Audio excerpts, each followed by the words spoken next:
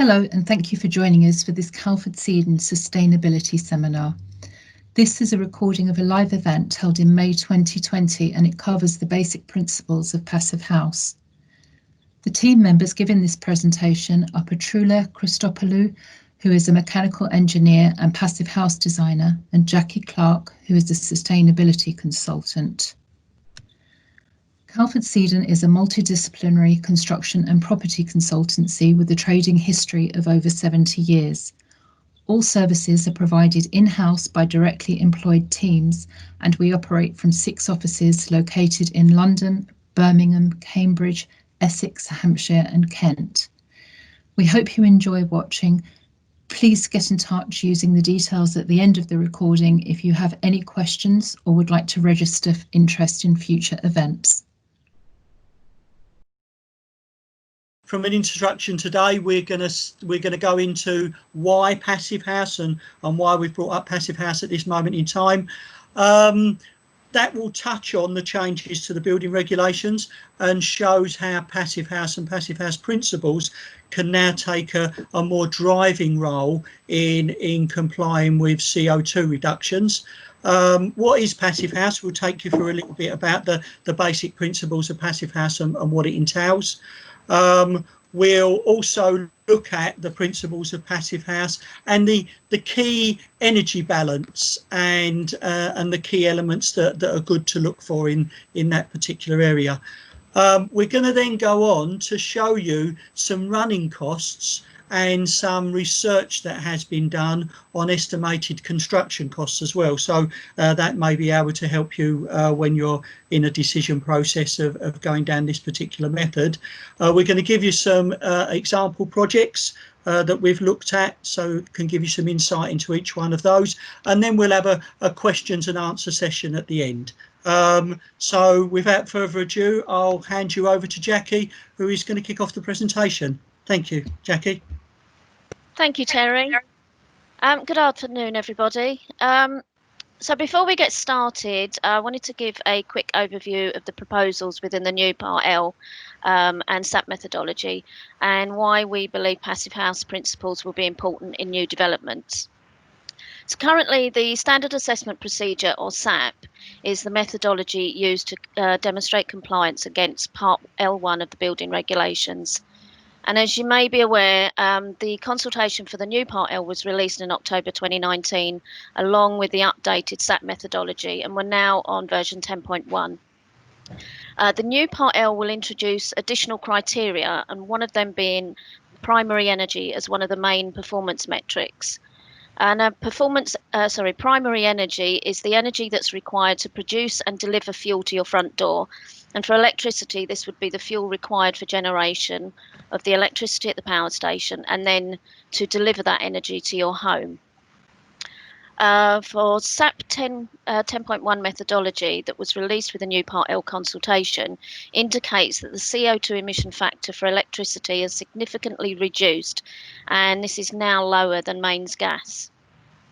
The emission factor for electricity under SAP 2012 was set at 0.519 kilograms of CO2 per kilowatt hour, and this has now reduced under SAP 10.1 to just 0.136 kilograms of CO2 per kilowatt hour. So as mentioned, this is now lower than mains gas, which is shown at 0.21. So as we can see, the new SAP methodology is now taking into consideration decarbonisation of the electricity grid. This is making electric heating appear more feasible, where previously it was not, because additional measures would have been needed to be applied elsewhere in order to achieve compliance with the target emission rate. However, if we're looking at providing direct electric heating alone, we would have to consider the impact on the end user. This is because electricity is currently 4 to 5 times more expensive than mains gas and would likely lead to exceptionally high running costs for the resident. So to combat this, a further criterion has also been introduced, and this is the new householder affordability regulation. And this has been introduced to make sure that new homes are constructed are affordable with regards to space heating, water heating and lighting. So as we said, direct electric heating could be very expensive. It could lead to poor EPC ratings, and it will likely not meet the affordability criterion unless you make further improvements elsewhere, such as improving the building fabric to reduce the space heating demand, or include renewable technology such as solar PV or on-site battery storage to store any electricity generated on site. It can also be seen from planning policies such as the London Plan that they are now pushing on a fabric first approach. So we have the energy hierarchy, which is B lean, B clean, B green. And B lean is the biggest step, as this requires passive measures to be implemented in order to improve the energy efficiency of new buildings. The London Plan also requires new residential developments to achieve a 10% CO2 reduction through B lean alone. We believe that applying the Passive House principles will help achieve these targets and more. Lastly, another thing to note is the performance gap. Buildings built to current building regulations are known to have quite a significant performance gap. So buildings tend to require more energy for heating, ventilation and lighting than was estimated under Part L compliance tools. Passive house buildings designed to the Passive House planning package, however, have been proven to perform either similar to or better than what was designed. It's important to note that even if we go down the Passive House route, we would still need to get compliance to Part L of the building regulations.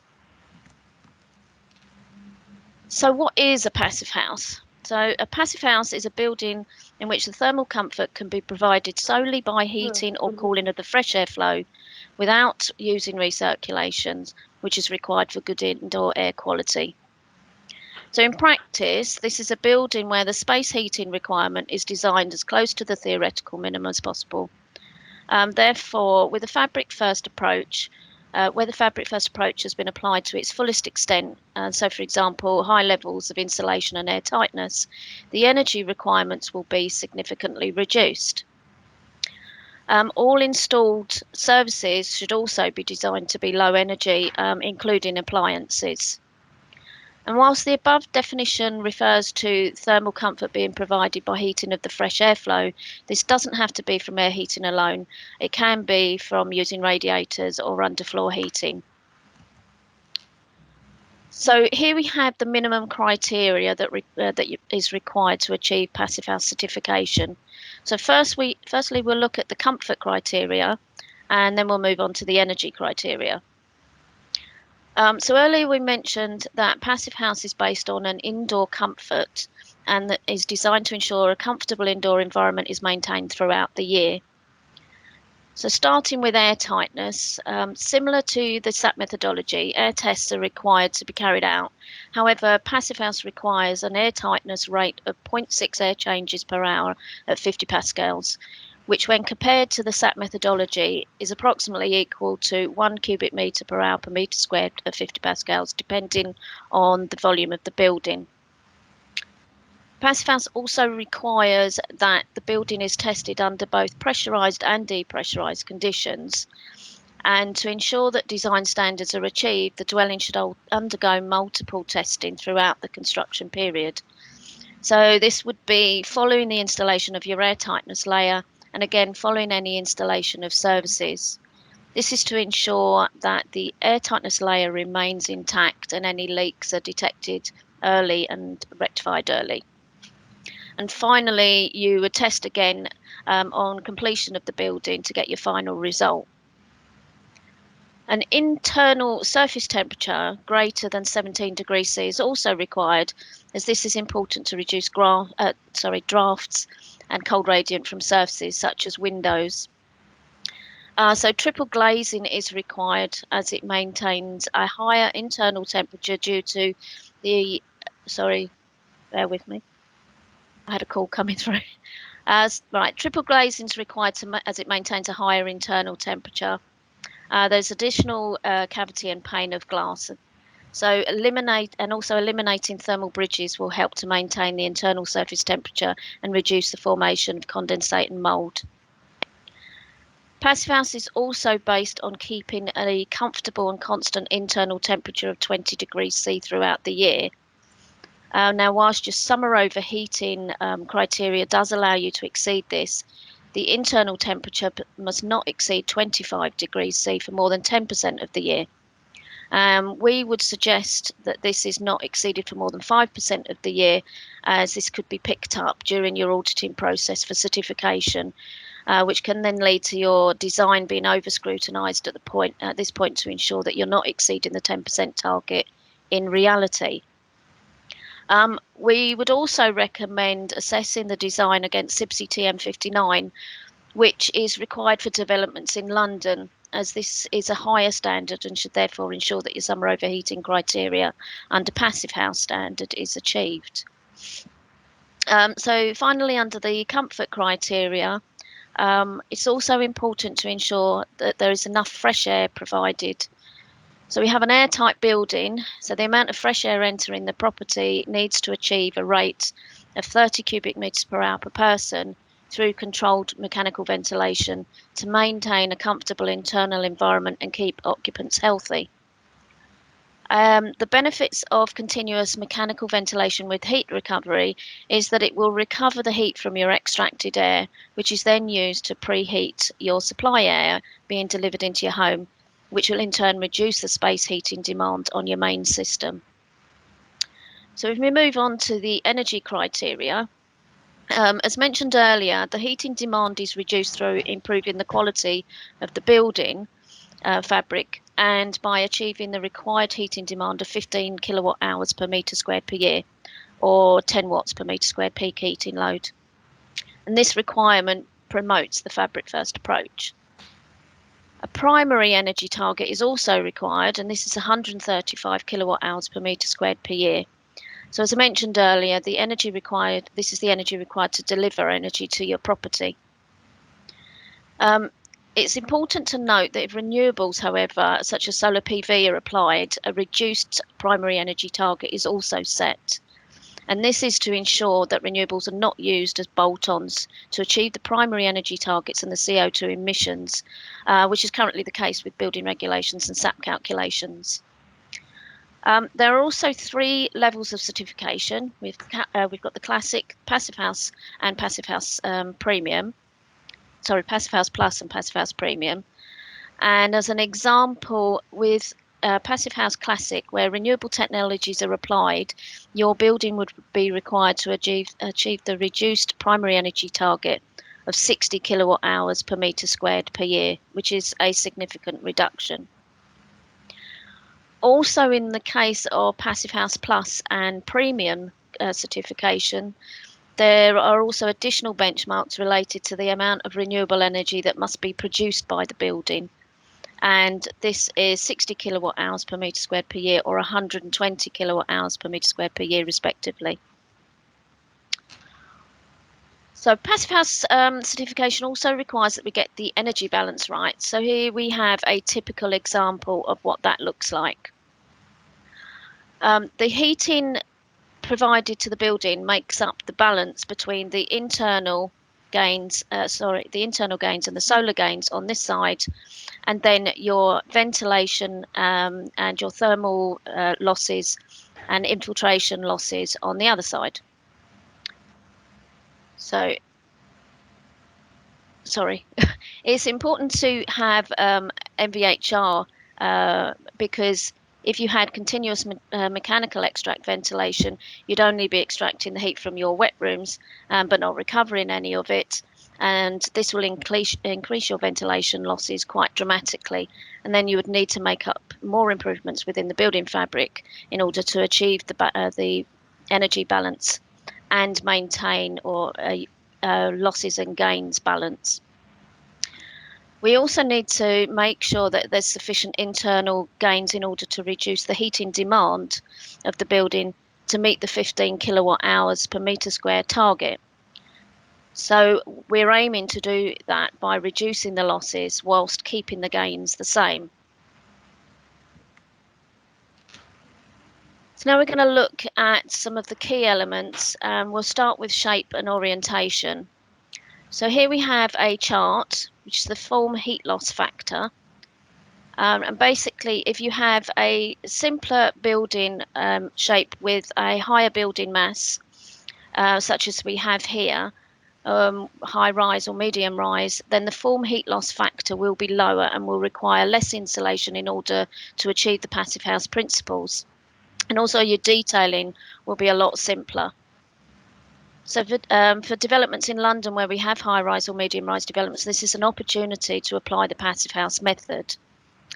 However, if you move further up the scale, where we have lower building mass and maybe more complicated building shapes, then the amount of insulation that will be needed to increase, the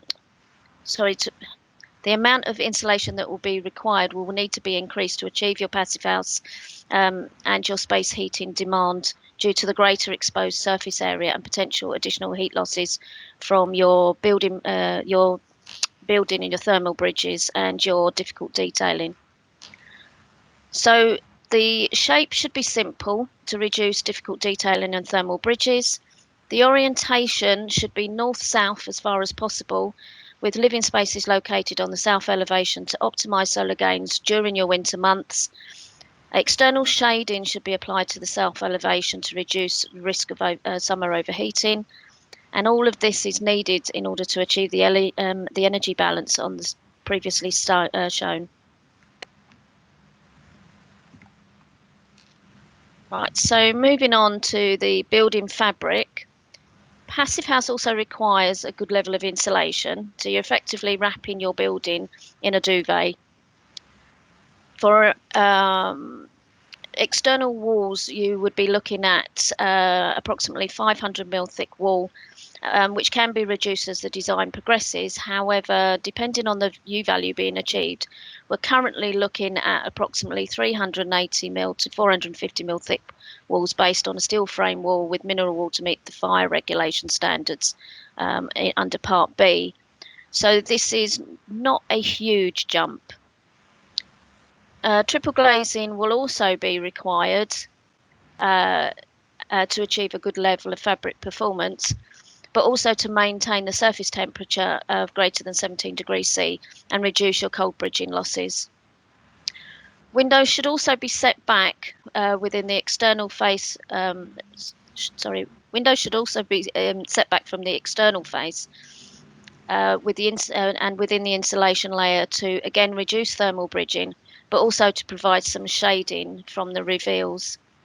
And balconies and external shading should also be externally supported and bolt on, and this is to ensure that your supports do not penetrate the insulation layer.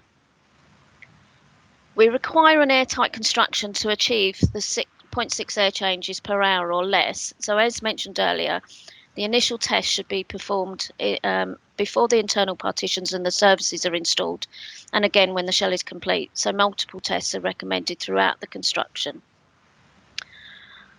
We also have a typical detail, simple section, and on the external side we have the weather barrier.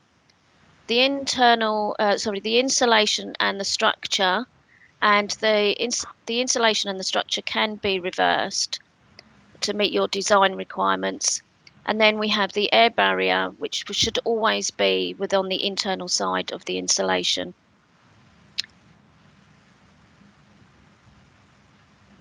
We also have the MVHR, we can see here, and this should be located as close to or as possible to the external wall.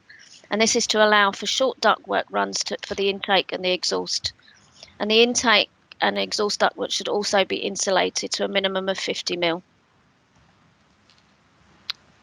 So moving on to ventilation, there are also specific requirements relating to your MVHR units within Passive House.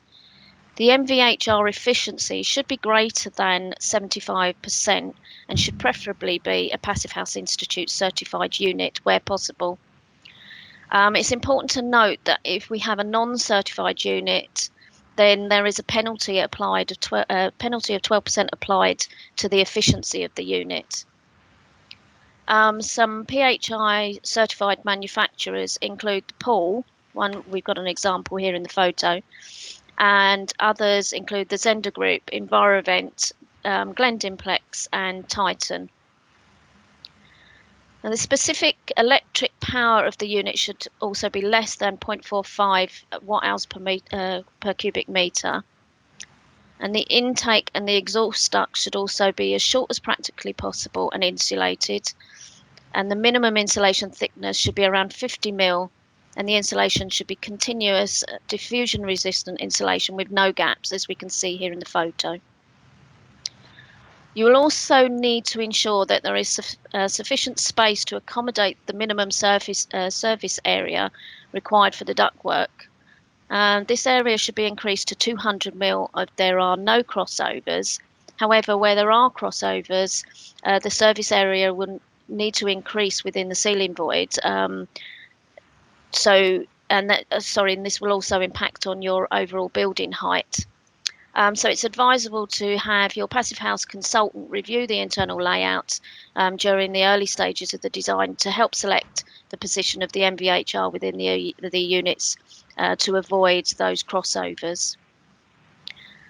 The unit should also provide easy access for maintenance, as filters for the supply and exhaust should also be replaced regularly. And this is to maintain healthy ventilation rates and quality of air supplied. The filters need to be provided at both intake and exhaust. And F7 filters at the intake will capture fine particles such as pollen and fine dust. And G4 filters at the exhaust will remove 80% of other airborne particles greater than 10 micron in size. And this will also help to protect your heat exchanger. There's also a sound limit of 25 dBA in bedrooms, so attenuation will be required. And last but not least, the ventilation unit should provide 30 cubic metres per hour per person according to Passive House design criteria. And this flow rate is higher than that required under Building Regulations Part F, so you need to take that into consideration. So now I'm going to pass you over to Patroula, who will take you through some construction and system running costs and some example projects, and finally some further considerations and recommendations. Thank you, Jacqui. Good afternoon, everybody. As Jacqui mentioned earlier, the new Part L was released for consultation in October last year, and the new Part L, there are two proposed options for the notional building. This table presents the notional building 1 and notional building 2 specifications, as well as an indicative passive house specification.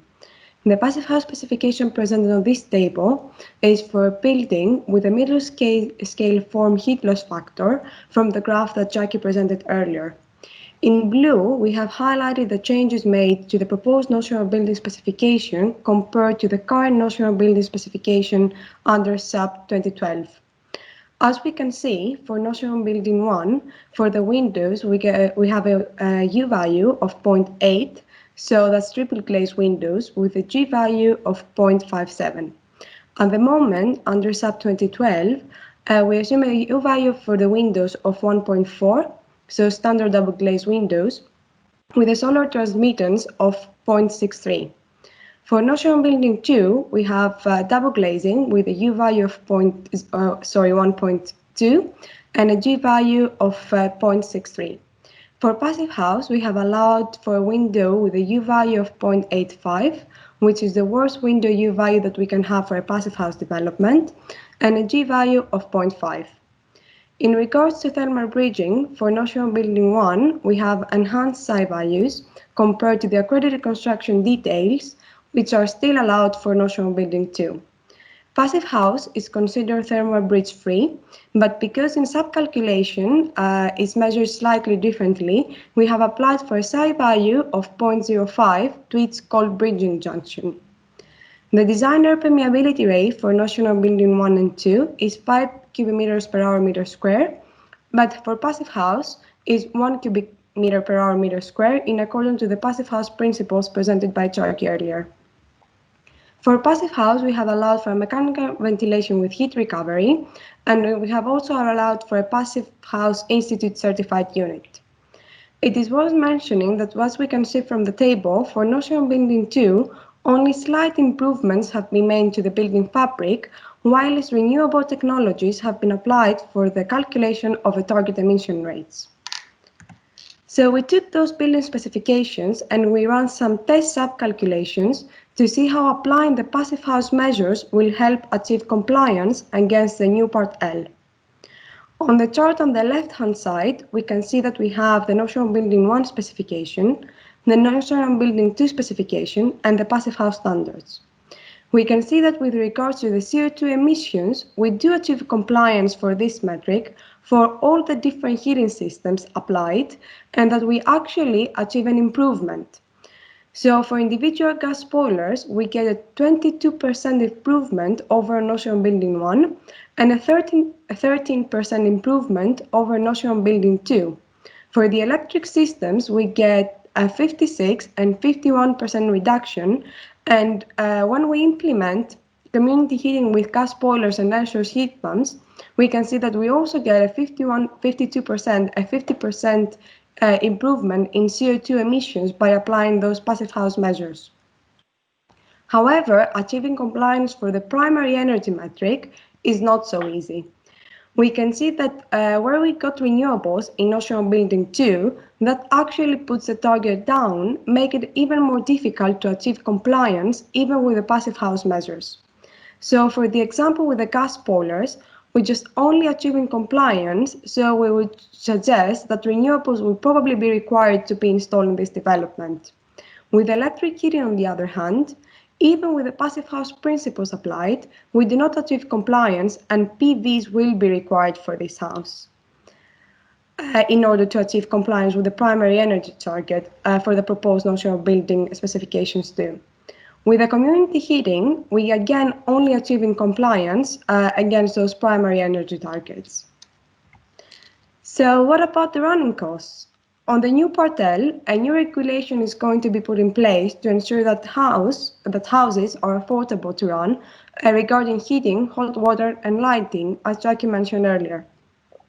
The table on this slide presents the running costs for the 3 different heating systems when National Building 2 specifications and passive house principles are applied. We can see that for all the heating options, applying the passive house specifications reduces the running cost for the dwelling. Moreover, it can be seen that direct electric heating systems are really expensive for the end user, as electricity costs 4 times more than mains gas. Therefore, we should be careful when selecting the heating system for a proposed development, as green homes in regards to CO2 emissions does not necessarily mean an affordable home. Regarding the passive house construction costs, study looked at several historic passive house developments to derive the extra cost associated with building to the passive house standards. It compared these results with previous analysis and other reports to demonstrate the cost trend and where it is likely to settle should passive house be adopted at scale in the UK. Best practice costs can be achieved through good, simple design, supported by rigorous on-site practices during the construction phase. The analysis indicated that current best practice passive house developments are at a 9% extra cost over equivalent non-passive house developments. However, Exeter City Council, having nearly 9 years of experience in passive house developments, has shown an extra cost of only 8% over equivalent non-passive house developments, with a projection of only 4% extra cost in 2020. Areas that have been shown to have the greatest additional costs are wall and roof structures due to additional insulation required and the careful detail for thermal bridging, the use of the MVHR, and more specifically the use of Passive House Institute certified units, as the cost for these units is considerably higher than a non-PHI certified unit. The air tightness testing, which is more rigorous, should be done to more rigorous standards, and as Jacqui mentioned earlier, we should have multiple testings throughout the construction, and also the site supervision. Costs will likely reduce as the quality standards within passive house are adopted at large scale, nationwide, or as a standard for new developments. We'll continue with a few example projects in the UK. This project is located on Camden, London, and was built in 2010. It is the first certified passive house in London, setting a benchmark for energy efficiency design in the city. It's a two-bedroom house with a total treated floor area of 102 square meters. It is constructed with a heavily insulated, prefabricated timber frame, and the air tightness achieved on site is 0.44 air changes per hour. A solar thermal panel supplies domestic hot water via a compact unit with a backup gas boiler. Summer shading, as we can see in the photo, has been applied, while its inward tilting windows provide secure summer nighttime perch ventilation. Another interesting fact for this development is that it has a dedicated drying area in the bathroom located on the ground floor. A small area within the bathroom has been allocated to dry clothes, and the extract point for the bathroom has been positioned exactly above that space in order to extract the air. The development is achieving a heating saving of 90% compared to existing housing, and as we can see from its measured performance, the house performs as was predicted on the Passive House planning package, so we don't have that performance gap that Jacqui mentioned earlier. This slide presents the Sulgrave Garden project in London, which was built in 2013. It represents a significant step forward in proving that passive house is achievable and affordable, even in challenging constrained urban sites. This scheme is arranged in 4 blocks, and 18 of a total of 30 dwellings are passive house certified, and the remaining dwellings in blocks C and D are designed with passive house principles. The air tightness achieved on site is 0.4 air changes per hour. On this development, external shading, as we can see in the photo, has been implemented to avoid overheating during summer, and externally supported balconies to minimize thermal bridges. For this development, the design annual heating demand is 13 kilowatt-hours per meter square per year, calculated according to the Passive House planning package. Unfortunately, there are no published measured performance data for this development. This slide presents a social housing development in Norwich which won the Riba Sterling Prize 2019. This development consists of 100 ultra-low energy homes, and it is the largest social housing passive house scheme in the UK. There are 100 homes in total within 7 blocks arranged in rows, with tilted roofs to allow even the lowest winter sun to hit the ground floor windows. All primary rooms are south-facing, and the external wall is 600 millimeters thick, because they have applied highly insulated to reduce the heating demand of the development, and the designed annual heating demand, according to the Passive House planning package, is 12 kilowatt-hours per meter square per year. The estimated heating bills for a 2-bedroom house is £150 a year. This slide presents one of the largest passive house developments in the world. This district in Germany will be the first district consisting entirely of buildings constructed in passive house standards, including residential buildings, preschool, retail, outlets, and offices. Moving on to some recommendations and considerations, we would recommend involvement of the passive house consultant with the design team, and particularly with the architect at an early stage. The passive house assessor should visit the site regularly in order to ensure that that everything is constructed as required. Workshops can be provided, for example, to demonstrate the correct way to install the air tightness layer in order to achieve the air tightness requirement on site. Passive house certified products used where feasible. As we discussed before, installing a PHI certified MV and non-PHI certified MVHR will result in a penalty applied to the efficiency of the unit, which might result in improvements need to be made elsewhere in the design. Implementing passive house principles can reduce the heating plan requirements, as the heating demand of the development will be significantly reduced. Last, if during construction the development does not quite meet the passive house standards, then not all is lost, as the building can still achieve low energy building certification. Thank you for listening. Are there any questions?